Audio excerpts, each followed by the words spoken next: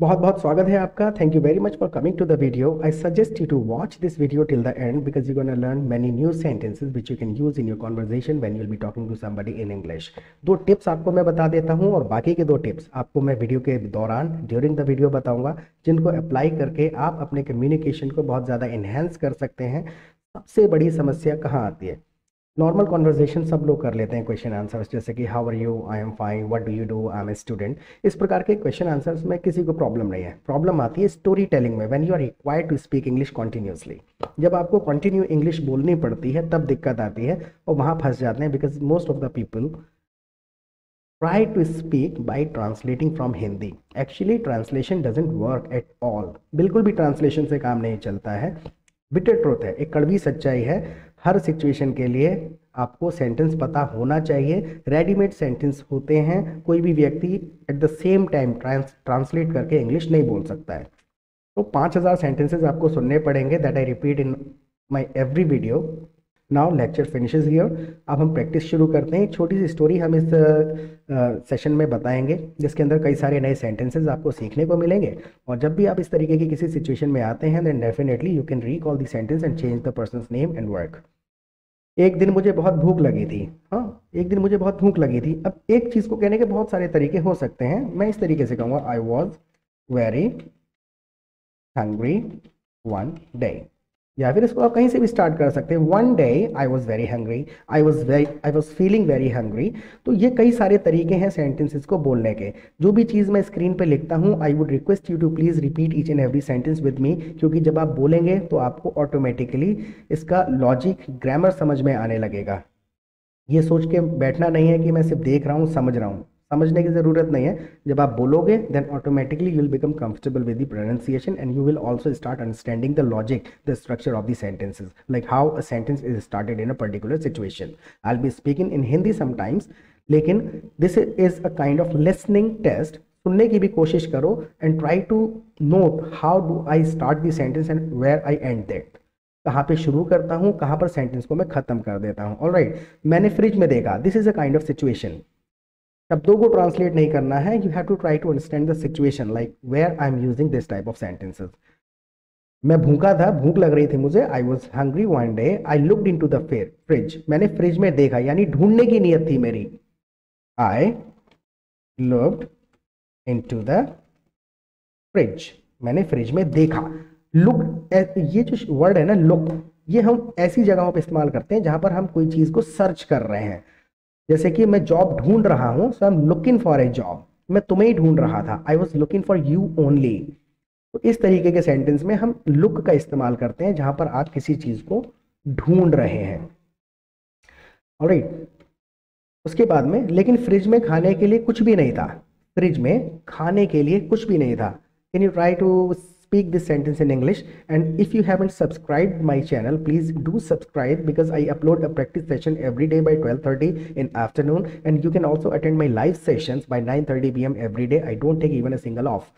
कभी भी छुट्टी नहीं होती है। 9:30 बजे रोजाना आप मेरे लाइव सेशन को अटेंड कर सकते हैं ऑन द सेम चैनल, जहां पर हम नेचुरल इंग्लिश की प्रैक्टिस करते हैं। बहुत सारे नए सेंटेंसेस आपको सीखने को मिलेंगे। जो 5000 सेंटेंसेस की मैंने बात करी है, it will hardly take 10 days for you to complete those 5000 sentences and you would have understood the soul, the logic of the English. Alright, so subscribe button दबा लीजिए और नोटिफिकेशन बेल आइकन को भी दबा देना, so that you get notification all the time whenever I upload a video on YouTube. हाँ, लेकिन fridge में खाने के लिए कुछ भी नहीं था, but there was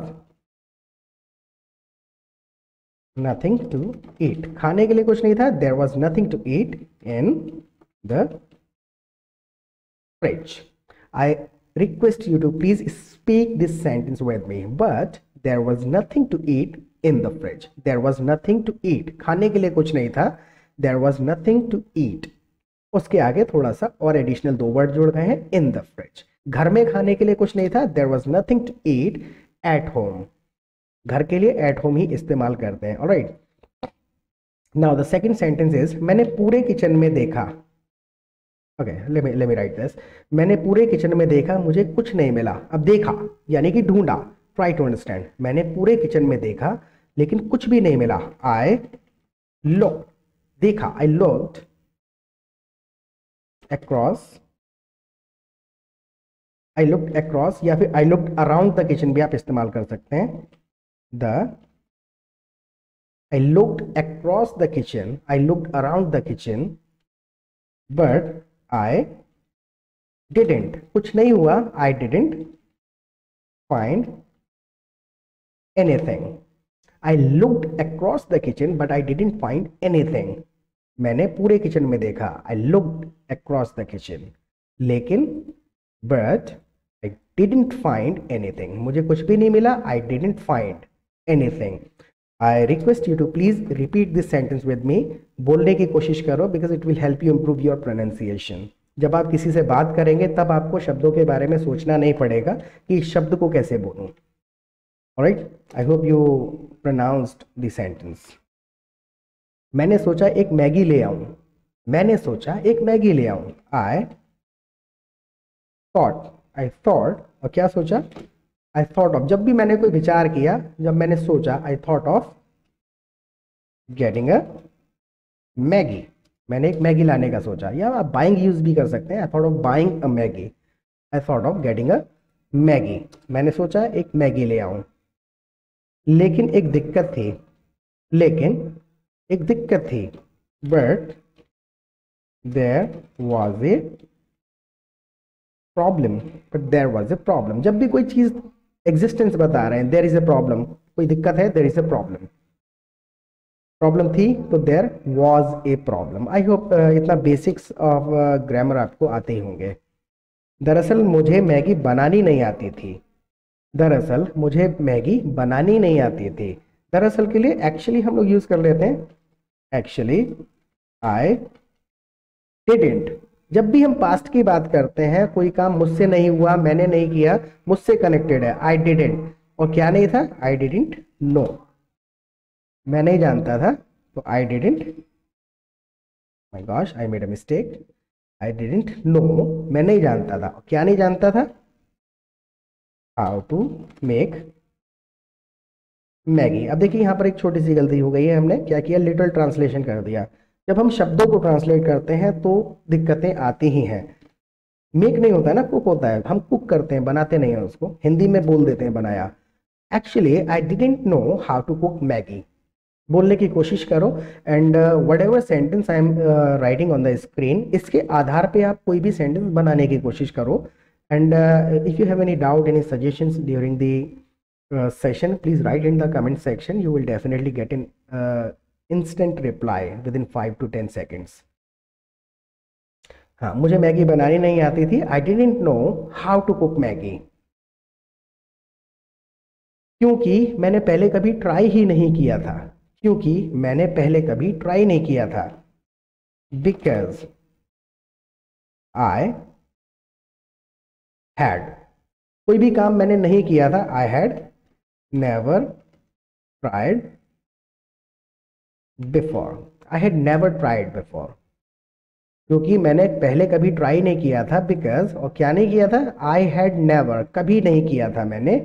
tried before, ये थर्ड फॉर्म लगता है हैव और हैड के साथ. हमेशा हैव और हैड जहाँ भी इस्तेमाल होगा थर्ड फॉर्म इस्तेमाल कर लेते हैं. I had never tried before.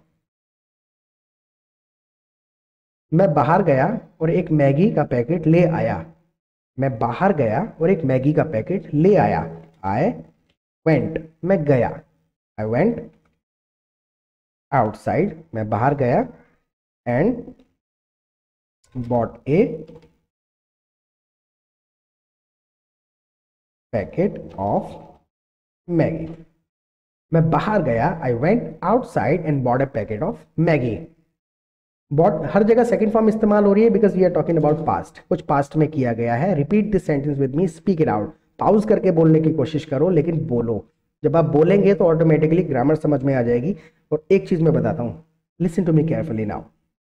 बड़ी गलती क्या करते हैं लोग? पहले ट्रांसलेशन सीखते हैं, ग्रामर सीखते हैं. कि मैं पहले ग्रामर सीख जाऊं फिर मैं सेंटेंस बनाऊंगा. This is not the correct way actually. All you need to do is that try speaking the sentences, no matter if you understand grammar और नॉट. सेंटेंसेज को जब आप सुनेंगे और बोलेंगे ना तो ऑटोमेटिकली ग्रामर आपको समझ में आ जाएगा. क्योंकि बहुत ज़्यादा टिपिकल ग्रामर यूज होता नहीं है, बिल्कुल बेसिक चीज़ें इस्तेमाल होती हैं. आई वेंट, इतना आपको पता ही है, पास्ट टेंस है। तो सेंटेंस को जब बोलोगे तो ऑटोमेटिकली ग्रामर समझ में आ जाएगा। अगर आप ग्रामर की कोई बुक पढ़ रहे हैं या ग्रामर सीख रहे हैं, then please don't do that, जरूरत नहीं है उसकी। किस्मत से पैकेट पर रेसिपी लिखी थी, किस्मत से पैकेट पर रेसिपी लिखी थी, जो पैकेट में खरीद के लाया, किस्मत से पैकेट पर रेसिपी लिखी थी। किस्मत से के लिए फॉर्चुनेटली, या फिर आप लकीली भी कह सकते हैं अगर लाइट वर्ड यूज करना चाहते हैं। Luckily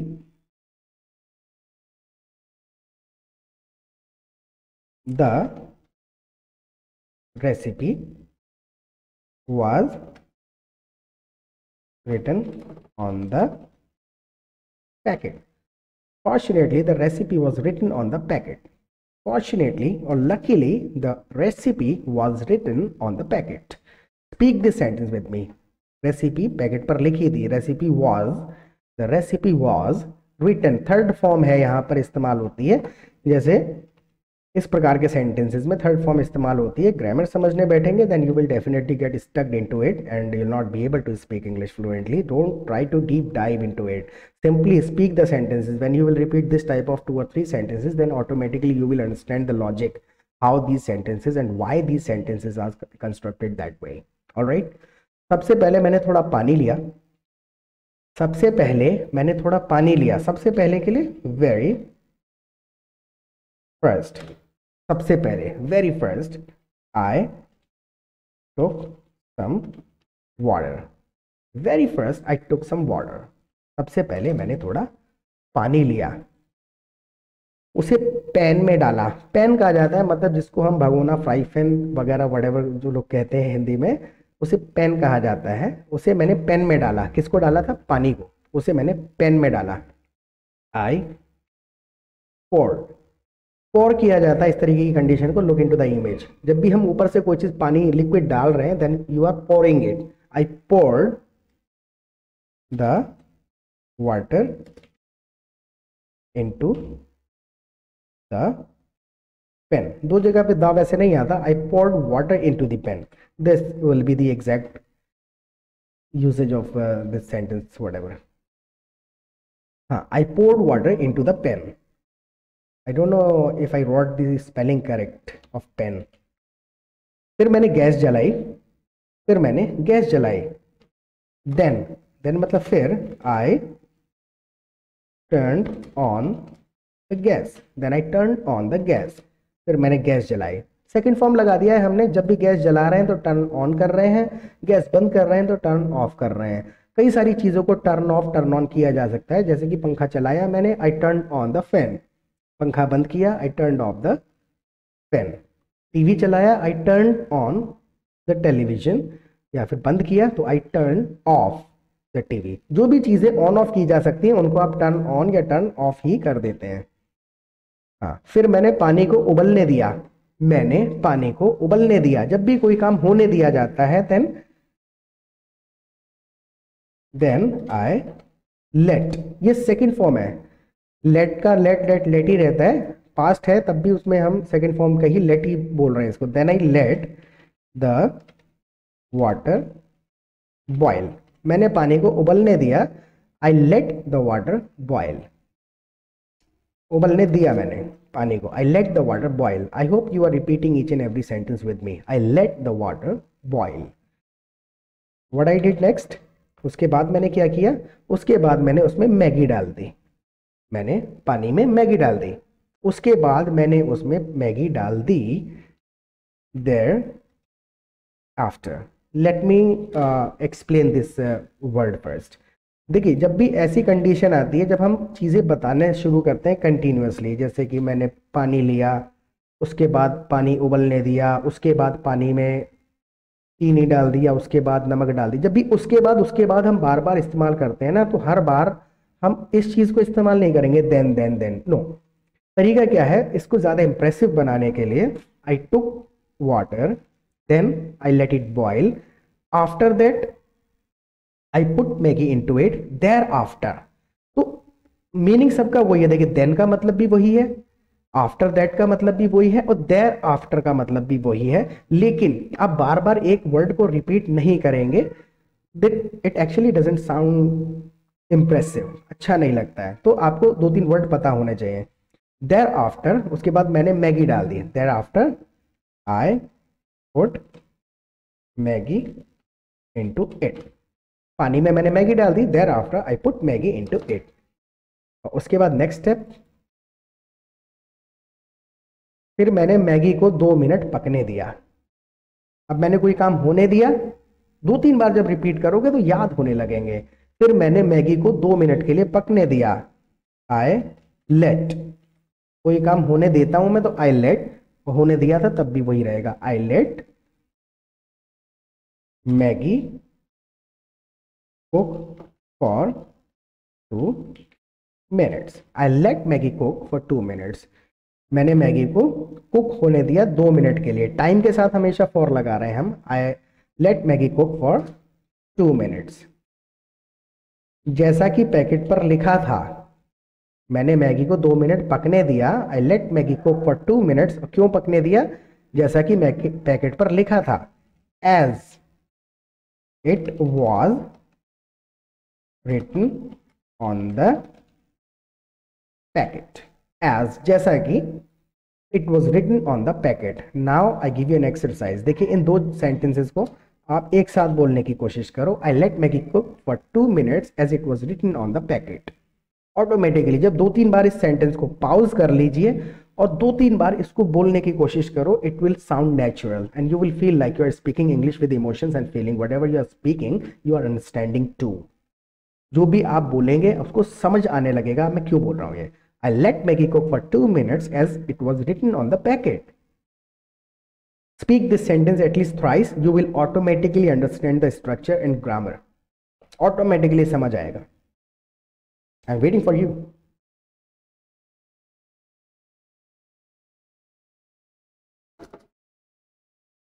And what I did next? मैंने 2 मिनट के बाद गैस बंद कर दी। मैंने क्या किया? टर्न ऑफ किया। 2 मिनट के बाद गैस बंद कर दी। I turned off the gas after 2 minutes. I turned off the gas after 2 minutes.